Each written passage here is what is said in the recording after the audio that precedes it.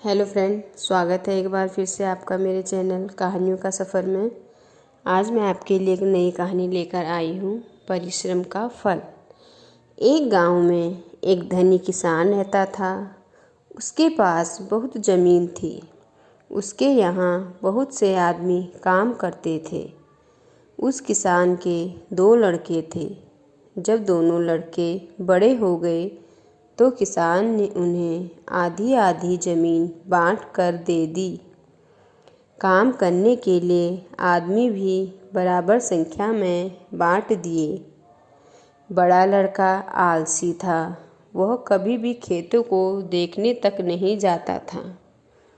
वह अपने आदमियों से ही खेतों पर काम कराया करता था। उसके आदमी मनमौजी काम करते थे। वे समय पर न तो हल चलाते और न ही बीज बोते थे। उन आदमियों ने कभी भी खेती पर ध्यान नहीं दिया।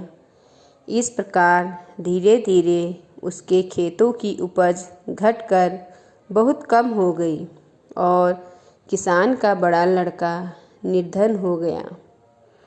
किसान का छोटा लड़का बहुत परिश्रमी था। वह सुबह सुबह उठकर रोज़ अपने खेतों पर जाता और अपने आदमियों से कठिन परिश्रम करवाता। छोटा लड़का खेतों पर स्वयं भी काम करता था। उसे देखकर उसके आदमी भी खूब परिश्रम करते थे।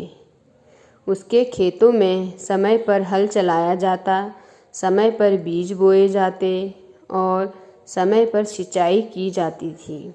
इससे उसकी उपज दिनों दिन बढ़ती चली गई। धीरे धीरे कुछ ही वर्षों में वह बहुत धनी हो गया। एक दिन किसान ने अपने दोनों बेटों को बुलाया। किसान ने बड़े लड़के से पूछा, बेटा, क्या हाल चाल है? उसने कहा, पिताजी, मैं निर्धन हो गया हूँ। मेरा भाग्य खराब है। फिर किसान ने अपने छोटे लड़के का हाल चाल पूछा।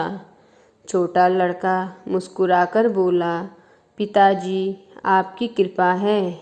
दिन दुगनी रात चौगुनी तरक्की हो रही है। बहुत आनंद आ रहा है।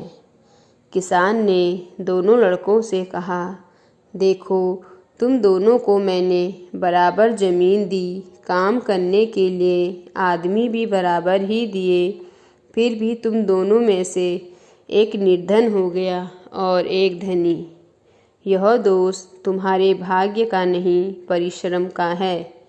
पिताजी की बात सुनकर बड़े लड़के को अपनी गलती का एहसास हो गया। उस दिन से वह भी रोज़ सुबह उठकर खेतों पर जाने लगा और ठीक ढंग से काम करने लगा। उसकी खेतों की उपज भी बढ़ने लगी।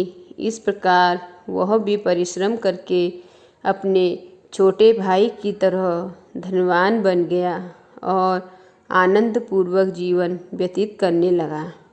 इस कहानी से हमें यह शिक्षा मिलती है, हमें भाग्य के भरोसे नहीं बैठना चाहिए, बल्कि परिश्रम पर विश्वास करना चाहिए।